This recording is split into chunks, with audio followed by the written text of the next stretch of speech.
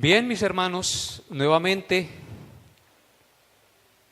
vamos a escuchar la palabra de Dios un domingo más en este lugar, en este recinto que Dios nos ha concedido para reunirnos como iglesia y escuchar su bendita palabra. En nuestro estudio expositivo del Evangelio de Lucas, estamos estudiando Lucas capítulo 17, vayan conmigo allá. Lucas capítulo 17, y estamos estudiando los versículos 1 hasta el 10. En Lucas 17, del 1 al 10, yo les dije que ahí podemos encontrar 4 leyes de vida cristiana claramente definidas. Ya hemos estudiado los versículos 1 al 4, donde hemos visto 2 leyes de vida cristiana. Hemos visto la ley del terrible castigo para el que hace tropezar a un hijo de Dios y la ley de la necesidad del perdón. En esos 4 versículos hemos visto esas 2 leyes de vida cristiana. Hoy miraremos la tercera ley de vida cristiana que se encuentra en Lucas capítulo 17, versículos 1 al 10. Esa ley es la ley de la verdadera fe y se encuentra en los versículos 5 y 6 de Lucas 17. Por lo cual usted y yo vamos a leer estos 2 versículos. Lucas 17, versículos 5 al 6. Dijeron los apóstoles al Señor: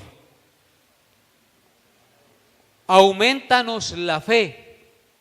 Entonces el Señor dijo: si tuvierais fe como un grano de mostaza, podrías decir a este sicómoro: desarráigate y plántate en el mar, y os obedecería.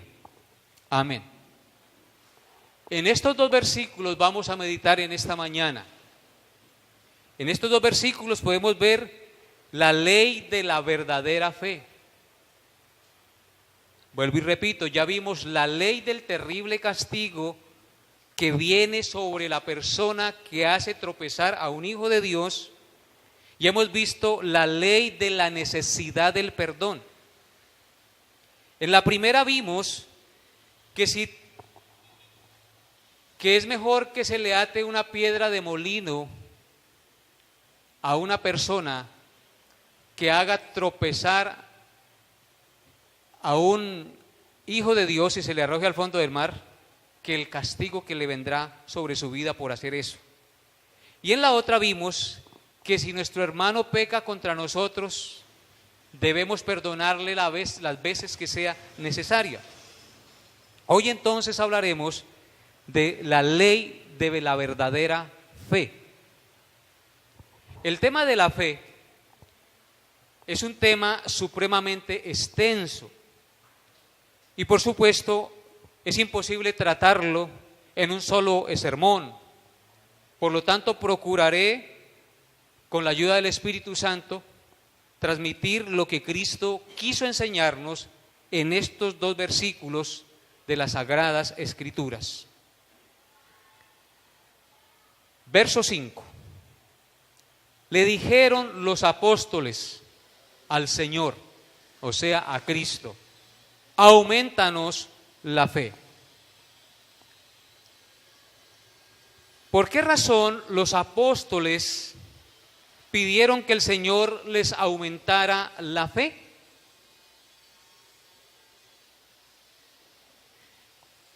Pues la razón es debido a lo que Él había dicho anteriormente.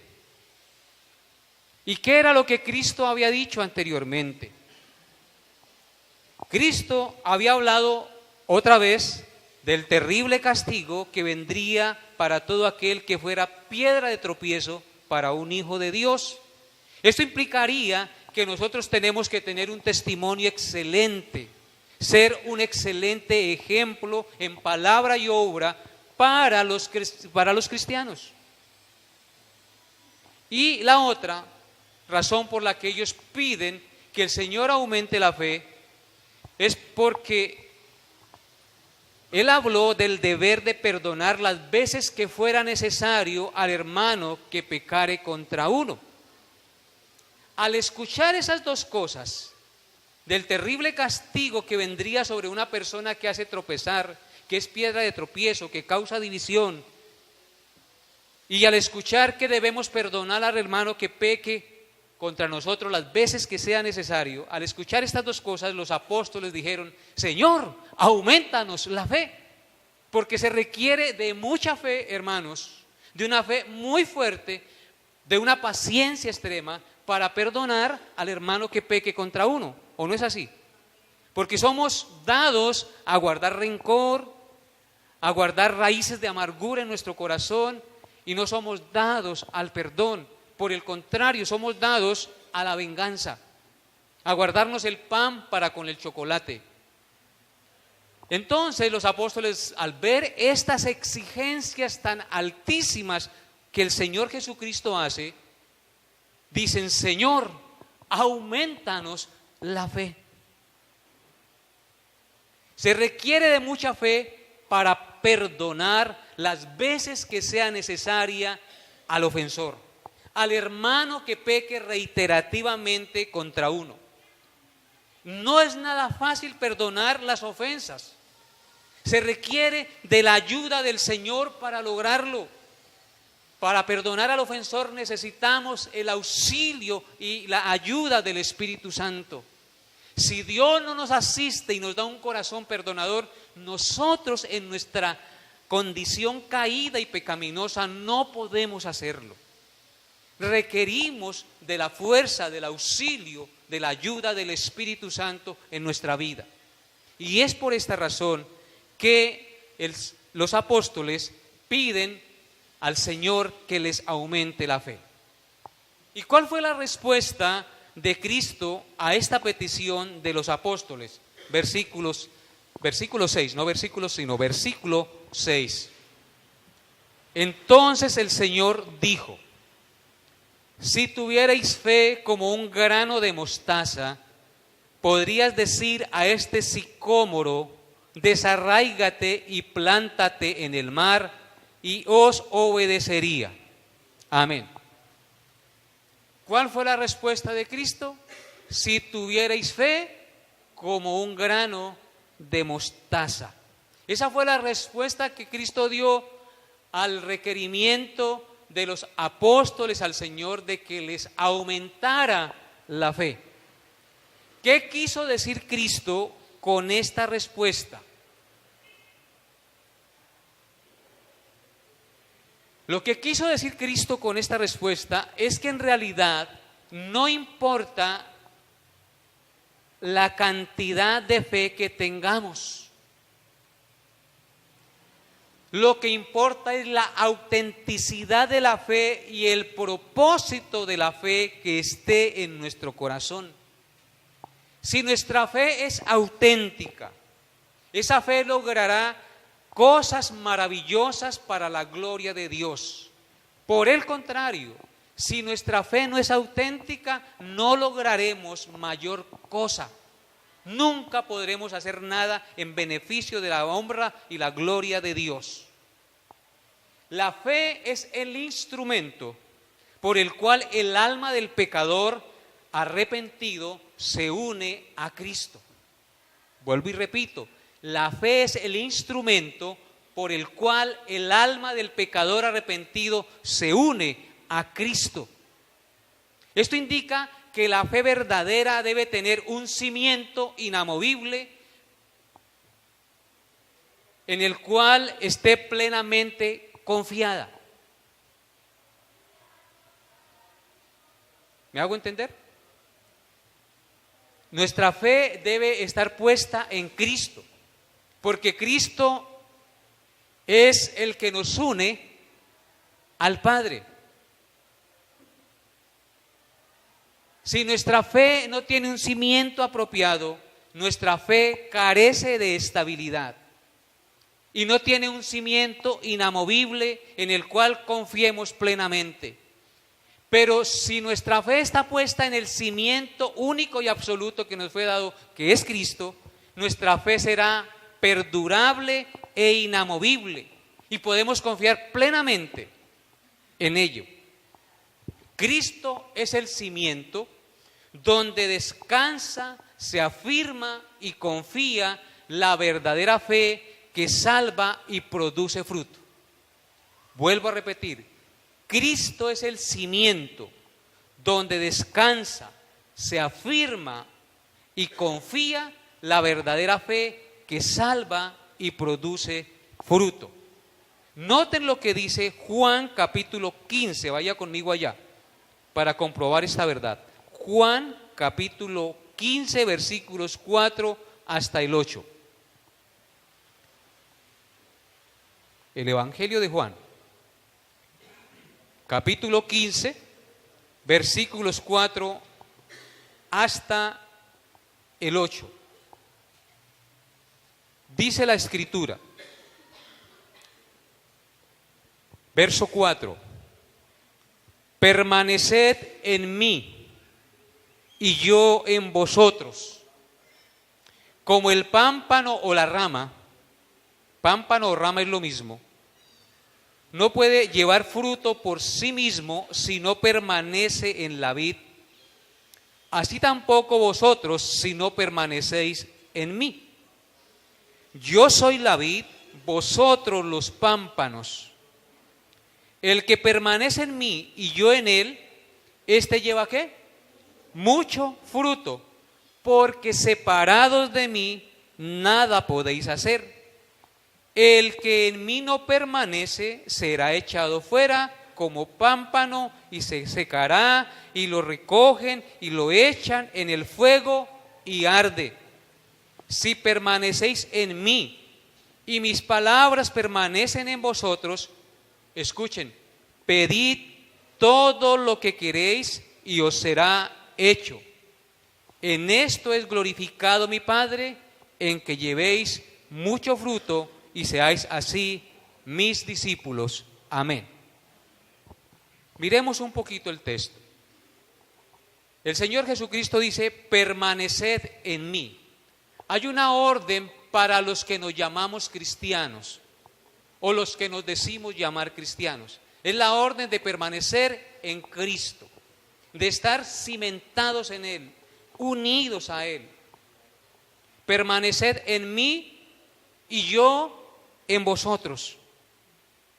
Como el pámpano, como el gajo que está unido al tallo. Como el pámpano no puede llevar fruto por sí mismo si no permanece unido al tallo, así tampoco nosotros no podemos llevar fruto y hacer cosas para Dios si no permanecemos ¿qué? Unidos al tronco, al tallo. Si nuestra fe no está cimentada en Cristo, unida a Cristo, depositada en Cristo. Si no permanece en la vid, así tampoco vosotros si no permanecéis en mí. Imposible es que una rama del árbol produzca fruto si no permanece unida al tallo. Para poder llevar fruto tenemos que estar unidos a Cristo, permanecer en Cristo. Y de eso se trata la verdadera fe, de siempre, cada día, estar cimentado y unido a Cristo a través de la fe por la palabra que hemos escuchado. Luego el verso 5 dice, yo soy la vid. Cristo se identifica como la planta de uva. Dice, yo soy la vid, vosotros los pámpanos, vosotros las ramas de la planta de uva. El que permanece en mí. Noten de nuevo la exhortación del Señor. El que permanece en mí y yo en él, este lleva mucho fruto. La única manera de producir fruto que honre y glorifique a Dios es permaneciendo en Cristo, que nuestra fe esté cimentada en Cristo.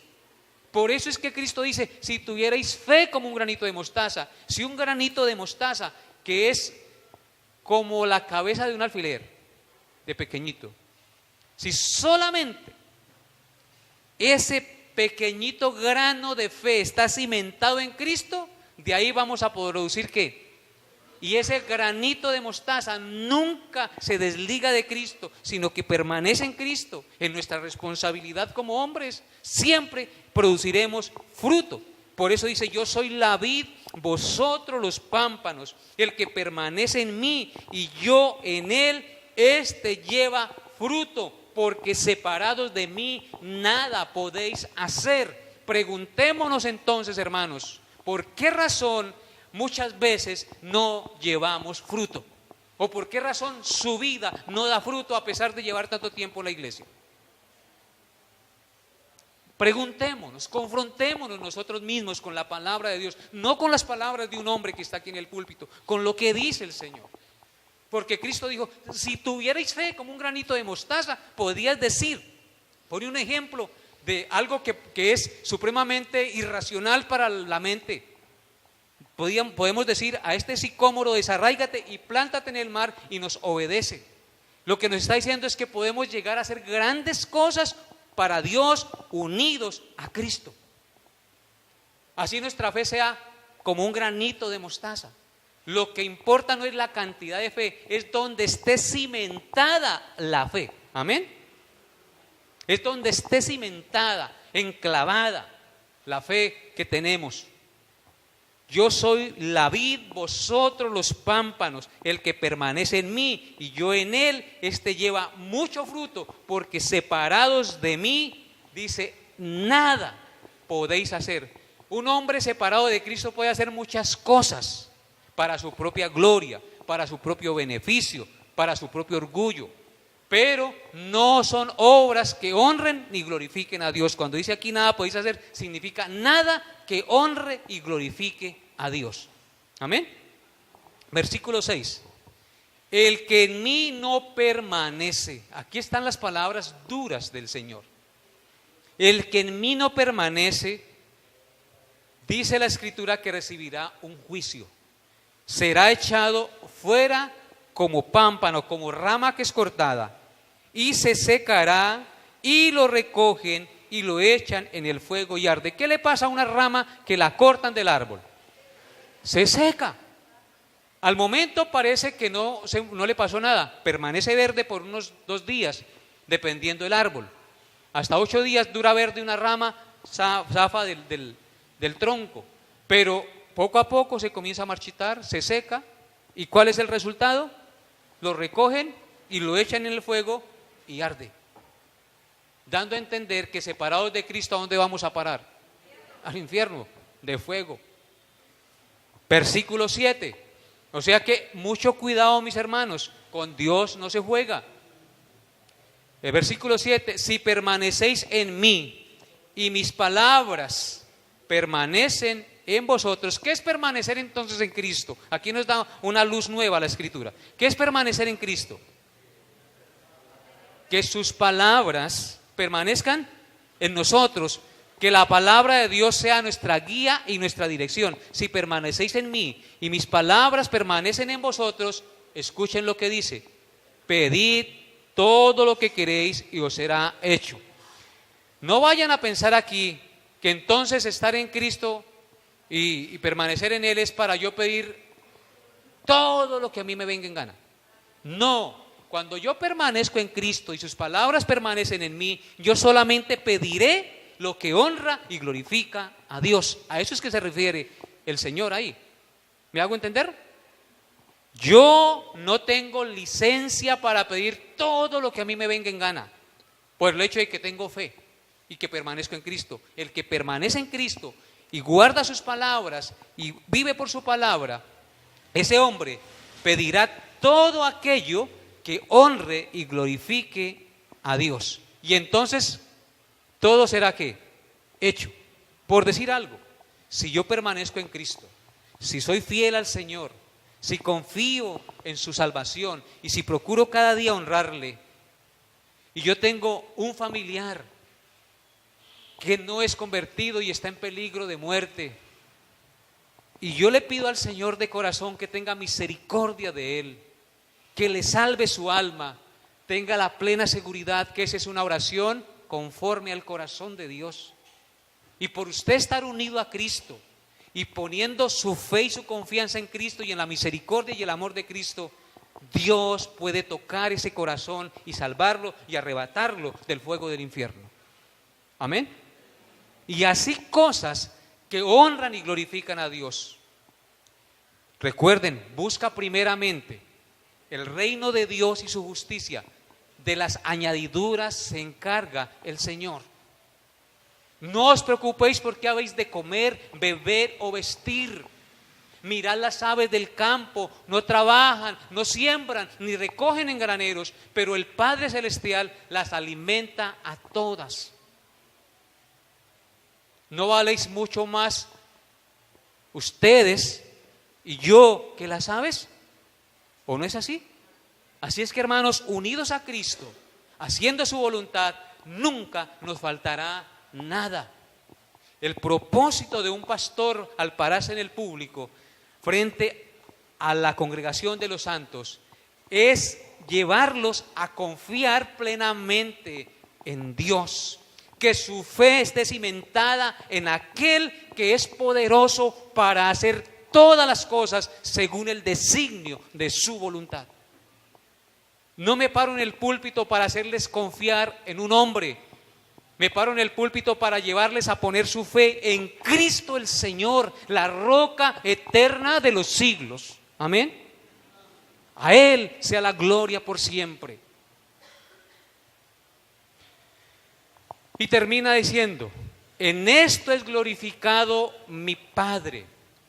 ¿Sí notan que eso une con el versículo anterior? Todo lo que un hijo de Dios verdadero pide es para glorificar ¿a quién? Al Padre. Dice, en esto es glorificado mi Padre, en que llevéis mucho fruto y seáis así mis discípulos. Entonces, ¿cómo hacemos nosotros para producir fruto y realmente ser discípulos de Cristo? Permaneciendo en Él, que nuestra fe esté cimentada y arraigada en la roca inamovible que es Cristo el Señor. Bien, hermanos, la fe es la confianza que tenemos en la palabra inmutable del Dios Todopoderoso. Vuelvo y repito, la fe es la confianza que tenemos en la palabra inmutable, incambiable del Dios Todopoderoso, que no miente y que es capaz de hacer todo lo que promete en su palabra. Yo quisiera que miráramos un ejemplo en Romanos 4, versículos 17 al 22. Romanos 4, versículos 17 al 22. Dice así el Señor: como está escrito, Romanos 4, 17, como está escrito, te he puesto por padre de muchas gentes. Está hablando aquí de Abraham, delante de Dios a quien creyó, el cual da vida a los muertos y llama las cosas que no son como si fuesen. ¿Qué hace Dios, hermanos, según este versículo? Da vida a los muertos y llama las cosas que no son como si fuesen. Antes de que existiera el universo no existía nada, solo existía Dios. Y Él llamó las cosas que no son como si fuesen. Dijo, sea el universo, y el universo fue creado en 7 días, en 6 días. Él llama las cosas que no son como si fuesen. Verso 18, hablando de Abraham, dice, Él creyó. ¿Qué hizo Abraham? Creyó. ¿Cómo? En esperanza contra esperanza, para llegar a ser padre de muchas gentes, conforme a lo que se le había dicho, así será tu descendencia. Y escuchen lo que dice el verso 19. Aunque creyó en esperanza contra esperanza, voy a explicarles. Creer en esperanza es creer en lo que Dios prometió para el futuro. Pero eso que Dios le prometió para el futuro, las circunstancias que rodeaban a Abraham eran totalmente contrarias para que se cumpliese lo que Dios le había prometido. Dios le había prometido que de él saldría una muchedumbre, y resulta que su mujer era estéril y no podía tener hijos, y le dijo: y de esa mujer estéril yo te voy a dar una cantidad de gente como la arena del mar y las estrellas del cielo. Las circunstancias, la contraesperanza, eran las circunstancias que rodeaban a Abraham. Su mujer estéril y él, dice la Escritura, de 100 años, ya casi muerto. Él así siguió creyendo en las promesas de Dios. Dice, versículo, vamos a leer de nuevo el 18. Él creyó en esperanza contra esperanza para llegar a ser ¿qué? Padre de muchas gentes, conforme a lo que se le había dicho: así será tu descendencia. No tenía hijos, pero Dios le había dicho que la descendencia de él iba a ser numerosísima, y su mujer era estéril. Verso 19: y no se debilitó en la fe al considerar su cuerpo, que estaba ya como muerto, siendo de casi 100 años, o la esterilidad de la matriz de Sara. Tampoco dudó por incredulidad de la promesa de Dios, sino que se fortaleció en fe. Él tenía un poquito de fe. En lugar de agrandarla, ¿qué hizo? La fortaleció, porque no es la cantidad de fe, es el cimiento donde tenemos la fe. Tampoco dudó por incredulidad de la promesa de Dios, sino que se fortaleció en fe, dando gloria a Dios, plenamente, óiganlo bien, plenamente convencido de que era también poderoso para hacer todo lo que había prometido, por lo cual también su fe le fue contada por justicia. Hermanos, yo les dije que la fe es la confianza que tenemos en la palabra inmutable del Dios Todopoderoso, que no miente, que es capaz de hacer todo lo que ha prometido.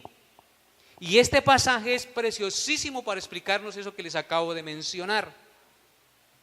Abraham no tenía fe en la fe, porque ese es el grave problema. Hoy en las iglesias que predican el evangelio de la prosperidad, que mueven a la gente a tener fe en la fe. Fe, es decir, como un pensamiento positivo. No, hermanos, la fe cristiana es la fe puesta en el que dijo las cosas. No es tampoco ni aún en las promesas, es en el que dijo las promesas. Noten lo que dice, verso 20: tampoco dudó por incredulidad de la promesa de Dios, sino que se fortaleció en la fe, dando gloria a Dios. Y escuchen lo que dice el verso 21: plenamente convencido de que era también poderoso para hacer todo lo que había prometido. En realidad no es ni la fe en las promesas, es la fe en el que dijo las promesas. Amén. Ahí debe estar la simiente de nuestra fe, en el que dijo. No es que yo reclamo para mí esta promesa, no, es que yo creo en el que dijo la promesa. Nosotros vamos al meollo del asunto. ¿Sí me hago entender? Creemos en el que dijo las promesas, y allí debe estar nuestra fe. Abraham creyó que aquel que había dicho que tendría una descendencia como la arena del mar y como las estrellas del cielo, era poderoso para hacer cumplir lo que él le había prometido. Su fe, ¿en quién estaba puesta? En Dios mismo. En Dios mismo, en el Dios inmutable que no cambia y que tiene todo el poder para hacer lo que Él ha prometido. Amén. Para no confundirnos, hermanos, en este tema de la fe tenemos que hacer un vistazo o mirar las diferentes clases de fe. En primer lugar, existe la fe natural. Existe la fe natural. ¿Cuál es la fe natural?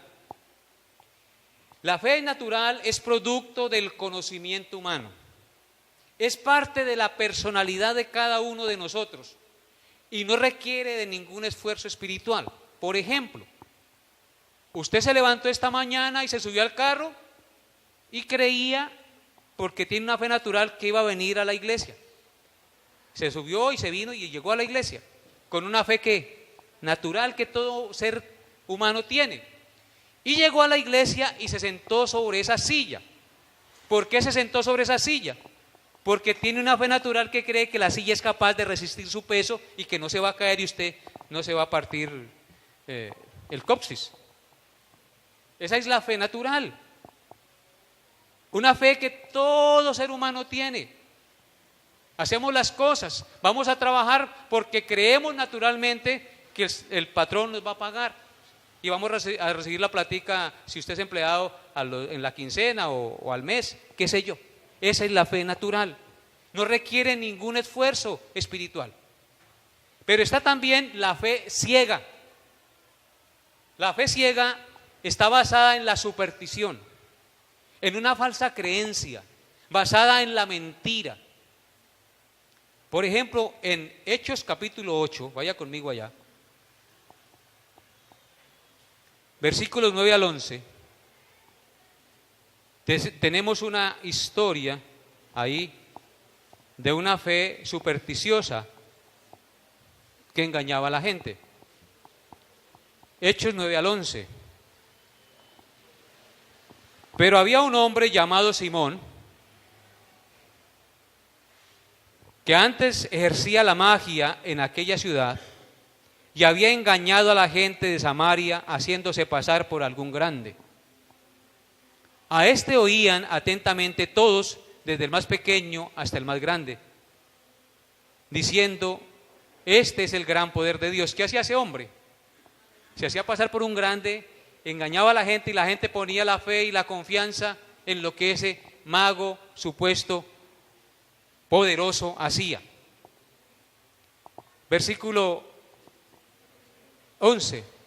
Y le estaban atentos porque con sus artes mágicas les había engañado mucho tiempo.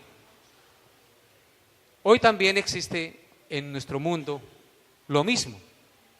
Una cantidad de charlatanes. Prenda usted la radio después de las 10 de la noche o las 9:30 y verá. Todos los charlatanes que salen con programas y la gente llamando, creyendo en sus cuentos, etcétera. Entonces está la fe ciega, que está basada en la superstición, en la falsa creencia, basada en la mentira. Una fe ciega es, por decir algo, en el tiempo de las pirámides aquí en Villavicencio. La gente ser tan ilusa, vender su casa para ir a dársela a alguien que supuestamente le iba a triplicar o a cuadruplicar el valor de su casa. Eso es una mentira, eso en la lógica humana, en la economía no existe. ¿Y cuántos no resultaron tumbados?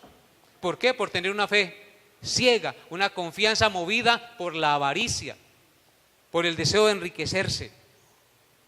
Pero existe también la fe emotiva. Hemos hablado de la fe natural, de la fe ciega, ahora hablemos de la fe emotiva. La fe emotiva está basada en las emociones. Tiene un gozo momentáneo que no es un gozo duradero y por tanto ante las circunstancias adversas se derrumba. La fe emotiva es aquella fe que es motivada por alguien o por algo, tocándole sus emociones para que usted actúe. Si bien es cierto, nosotros somos seres hechos con emociones, también es bien cierto que las emociones no deben ser lo que guían y dirigen nuestra vida. Nuestras emociones son variables. Hoy estamos felices, mañana estamos tristes, pasado mañana estamos de mal genio. Y así en el día podemos tener varias diferencias de emociones. Así es de que la fe también puede ser movida por emociones. Hay iglesias en que les mueven las emociones y les tocan y les misen y les prometen y les tocan la parte emocional, controlan la conciencia de las personas moviendo las emociones. Son expertos en eso. Y entonces esas personas dicen, vamos a hacer y a deshacer. Pero cuando les pasa el alboroto de la emoción, o cuando viene la persecución, o cuando tienen que enfrentarse con la realidad de la vida, su fe que desaparece, se acaba. Por ejemplo, miremos lo que dice Mateo 13, versículos 20 al 21. Mateo 13, versículos 20 al 21. Dice así: el que fue sembrado en pedregales, este es el que oye la palabra y al momento la recibe ¿con qué? Con gozo. Y a veces el pastor se come el cuento que ese hombre se convirtió, que esa mujer se convirtió. Ese hombre recibe la palabra con gozo, pero no tiene raíz en sí, sino que es de corta duración. Pues al venir la aflicción o la persecución por causa de la palabra, luego tropieza. ¿Por qué se apartó? ¿Por qué se alejó del Señor? Porque fue una fe emotiva, no fue una fe cimentada en el legítimo conocimiento de la verdad de Dios, sino que movido por las emociones, dijo, sí, yo hago esto y hago aquello. Pero una vez vino la prueba y la dificultad, se apartó. A cualquier movida desconcertante que no le satisfizo, entonces ya se echó para atrás. ¿Por qué? Porque su fe fue emotiva. Por eso aquí en esta iglesia no tratamos de moverle las emociones a nadie. Le movemos las emociones confrontándolo con la palabra de Dios y con la necesidad de Dios. Porque el que está unido a Dios será un hombre que jamás se apartará verdaderamente de Él. Pero existe también la fe insuficiente. Fe insuficiente. Esta fe es débil, duda, tiene miedo y se desespera. Esta fe se manifiesta en muchos verdaderos creyentes y por lo cual ellos tienen que reafirmar su fe y fortalecerse en la fe cada día. Esto le pasó a Pedro. Miren lo que dice Mateo 14, versículos 28 al 31. Mateo 14, versículos 28 al 31.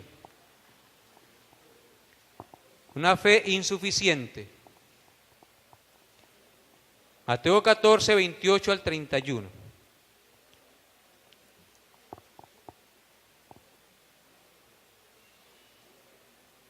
Dice Pedro, están pasando el mar. Entonces le respondió Pedro y dijo, Señor, si eres tú, manda que yo vaya a ti sobre las aguas. Y él dijo, ven. Y descendiendo Pedro de la barca, andaba sobre las aguas para ir a Jesús. Pero al ver el fuerte viento, tuvo miedo. Y comenzando a hundirse, dio voces diciendo, Señor, sálvame. Al momento Jesús extendió la mano, asió de él y le dijo, hombre, ¿de qué?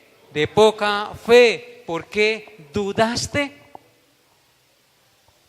Esta fe insuficiente podemos llamarla fe inmadura.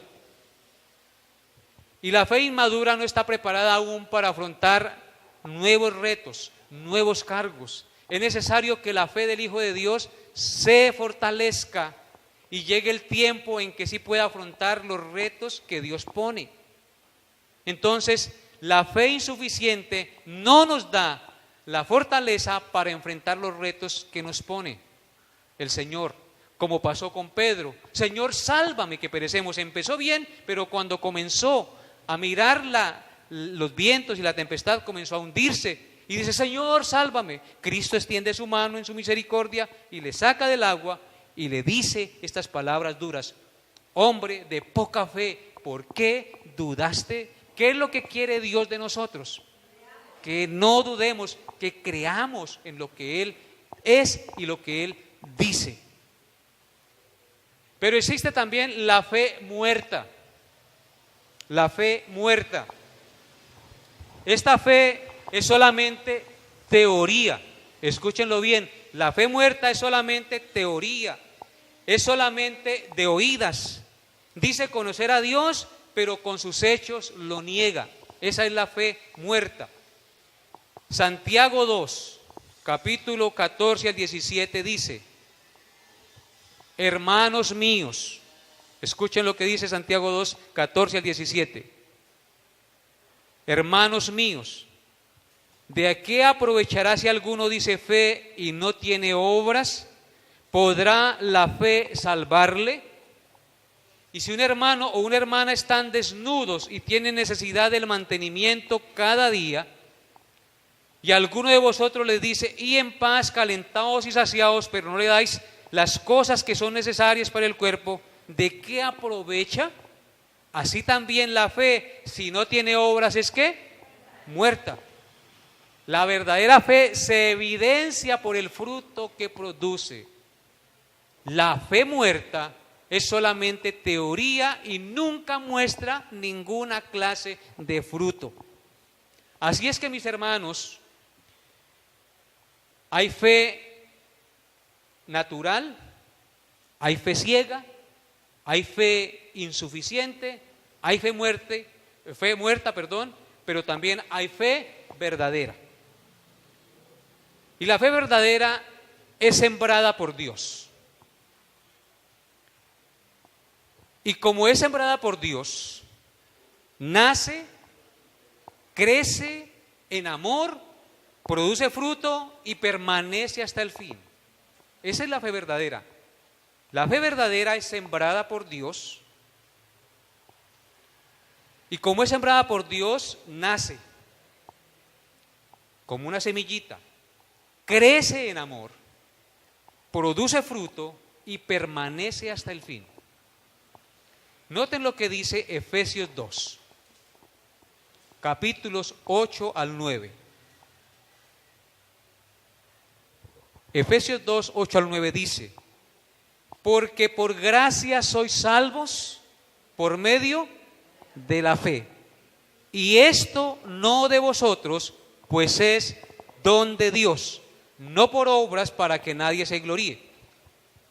Escúchame en un momento, hermanos. Atención. El texto dice: por gracia sois salvos. Nosotros no somos salvos por la fe. Nosotros somos salvos ¿por qué? Por gracia. Pero el instrumento para obtener la gracia es ¿qué? La fe. Una va unida a la otra. Pero nosotros somos salvos es por gracia, por medio de la fe. Y la fe es un don de Dios. Por eso digo que la fe es dada por Dios, sembrada por Dios, y por ser sembrada por Dios, nace, crece en amor, produce fruto y permanece hasta el fin. Ahora, pase a 2 de Tesalonicenses, capítulo 3, verso 1 y 2. 2 de Tesalonicenses, capítulo 3, versos 1 y 2. Dice el apóstol Pablo en 2 de Tesalonicenses 3, del 1 al 2. Por lo demás, hermanos, orad por nosotros para que la palabra del Señor corra y sea glorificada, así como lo fue entre vosotros, y para que seamos librados de hombres perversos y malos, porque no es ¿de qué? De todos la fe. Hermanos, no es de todos la fe. ¿Y por qué no es de todos la fe? Porque no siembra Dios a todos la semilla de la fe. Porque la fe es sembrada por Dios en el corazón. Es Dios el que hace la obra, no nosotros. No es de todos la fe. Ahora, 1 Tesalonicenses 2, del 1 al 3. 1 Tesalonicenses 1, 2 al 3, perdón. 1 Tesalonicenses 1, 2 al 3.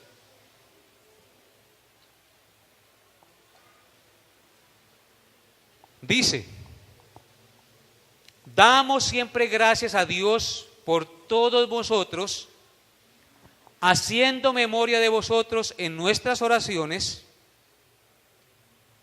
acordándonos sin cesar delante del Dios y Padre nuestro, de la obra, ¿de qué?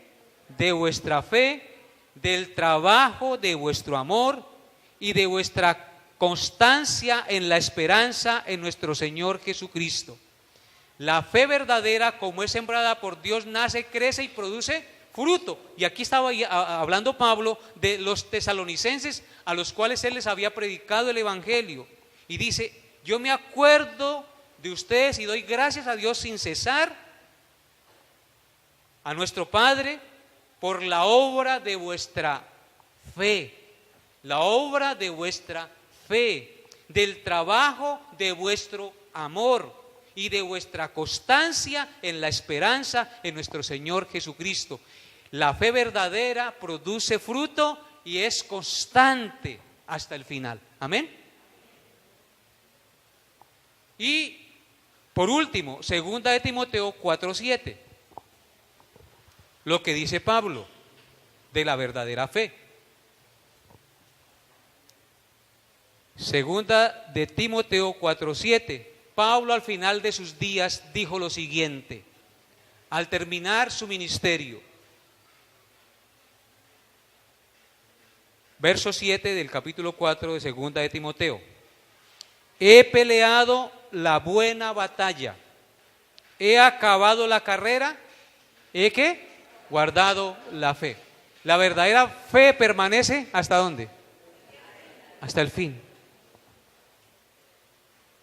Es constante. ¿Y por qué permanece hasta el fin? Porque está cimentada ¿en quién? En Cristo el Señor. Bien, mis hermanos, la Escritura nos dice que sin fe es imposible agradar a Dios, porque es necesario que el que se acerca a Dios crea que le hay y que es galardonador de los que le buscan. La Escritura también nos dice: porque en el Evangelio la justicia de Dios se revela por fe y para fe, como está escrito, el justo por la fe vivirá. ¿Cómo es que vive el justo? Por la fe. ¿Por la fe en quién? En Cristo el Señor. Por lo tanto, tenemos dos razones poderosas por las cuales Dios nos llama a vivir por fe. La número uno es que el justo vivirá por la fe. Porque en el Evangelio, es decir, en la palabra del Señor, el Evangelio se revela por fe y para fe. Y la segunda razón es que sin fe es imposible agradar a Dios, porque es necesario que el que se acerque a Dios crea que le hay y que es galardonador de los que le buscan. La verdadera fe conduce a la obediencia, es decir, a agradar a Dios en todo lo que hace. La fe no solamente crece, sino que produce fruto y actúa conforme a lo que Dios mande, aunque lo que Dios le mande le parezca ilógico o irracional. A Abraham al principio le pareció ilógico que después de haber pasado 20 años para tener a su hijo primogénito, Dios, después de que el niño ya está crecidito, volantoncito de 10 años, 12 años, le dice: ve al monte Moriat y sacrifícame a tu hijo, a quien amas. ¿Y qué hizo Abraham? Fue y cogió al muchacho y lo ató y lo puso sobre el altar. Y cuando estaba a punto de degollarlo, Dios le dice: Abraham, detén tu mano y no toques al muchacho, porque ahora conozco que temes a Dios. No rehusó al mandato de Dios. Puso a Dios por encima de lo que más amaba. Y esa es la verdadera fe. Poner a Dios por encima de lo que más amamos. No fue fácil para Noé construir un arca en un lugar donde no había llovido y durar 120 años construyéndola, soportando las burlas de todo el pueblo que le rodeaba. Sin embargo, Noé que construyó el arca en la que su familia se salvó, aunque los demás no le creyeran. Era ilógico construir un barco donde no hay mar y donde no hay río. Pero sin embargo, Noé obedeció. Esa es la fe, porque nuestra fe está puesta en Dios. Abraham, ya lo vimos, fue llamado por Dios y dejó a su padre, a su parentela y su tierrita y se fue a la tierra que Dios le mostraba. Antes de salirnos se la mostró, dijo, váyase, deje todo. Y después de que se fue que le mostró la tierra. Él no sabía para dónde iba. Eso se llama fe, confianza en lo que Dios nos dice. Moisés no era lógico ni coherente a la razón humana o al buen juicio de los hombres que Dios enviara a un simple pastor de ovejas con una vara en la mano para sacar al pueblo de Israel de la potencia mundial del momento, que eran los egipcios, que era Faraón con todos sus ejércitos, con todos sus caballos, sus carros de guerra. Sin embargo, Dios lo envió con una vara y en el nombre de él para sacar a su pueblo. Y Moisés obedeció. Al principio dudó porque no era lógico. Es como ir a un país de tercermundista a desafiar a Estados Unidos en esa época. Sin embargo, Moisés fue. Josué cuando entró a la tierra prometida, Dios le mandó una cosa ilógica.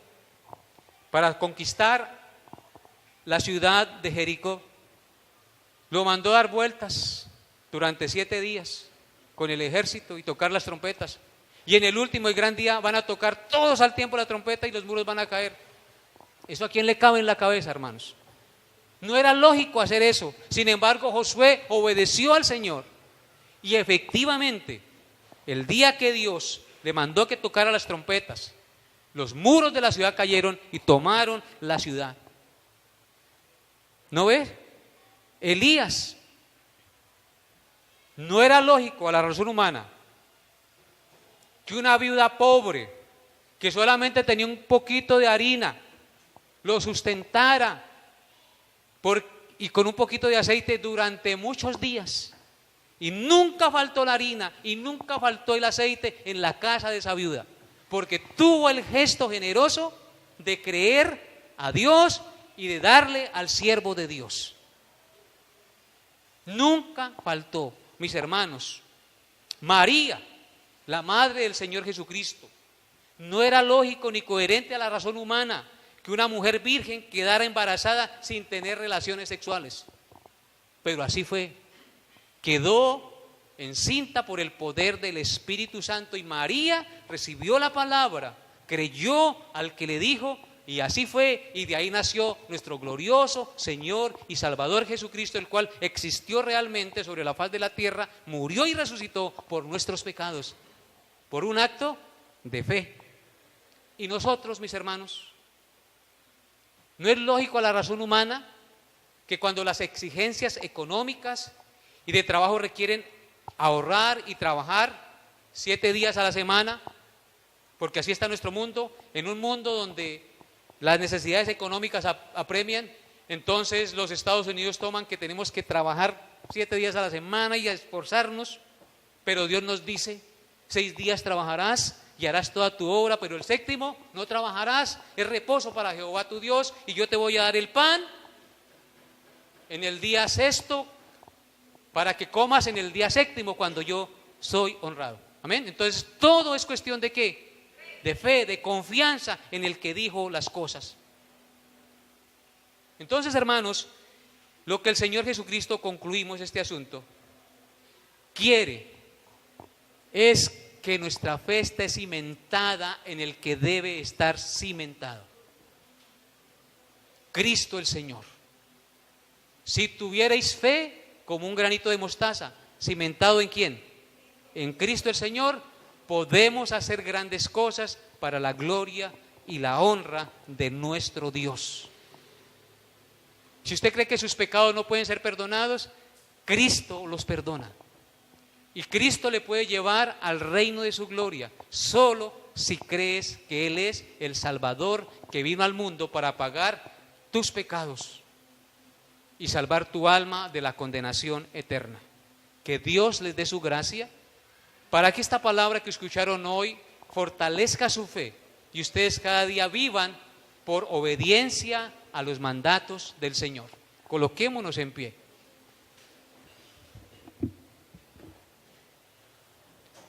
Padre Santo, la fe requiere creer lo que tú eres y lo que has dicho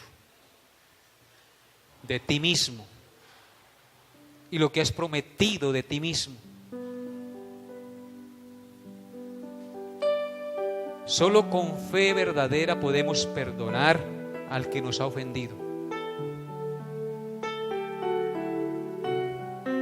La fe requiere hacer cosas extraordinarias, contrarias a la razón humana y pecaminosa. No es lógico ni coherente que tú nos mandes amar al enemigo, orar por el que nos ultraja y nos persigue. Pero así tú lo demandas, porque nuestra condición pecaminosa no quiere hacer eso. Pero tú demandas eso de tus hijos. Ayúdanos, Dios, a perdonar, a amar al que nos ultraja, al que nos persigue, al que se opone, al que nos hace daño. Ayúdanos, Dios, a mirar con los ojos de la fe cada día la vida. Si miramos el mundo como tú lo ves, las angustias y las preocupaciones desaparecerán, o por lo menos no nos invadirán ni quitarán nuestra paz, ya que tú eres el príncipe de paz.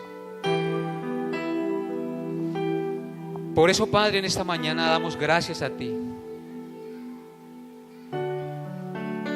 Ayúdanos, Señor, a tener fe para mirar a los demás como superiores a nosotros. A ayudar con amor y con misericordia al que está caído. A amarnos y a perdonarlos los unos a los otros. Fortalécenos cada día, Señor, para que nuestra fe no falle, para que nuestra fe esté confiada solo en ti, Señor.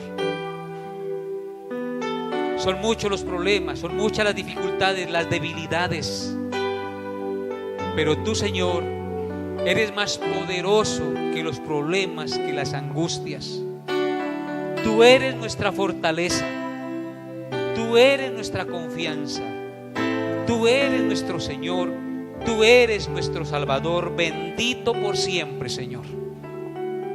Toma el control de nuestras vidas, mi buen Dios.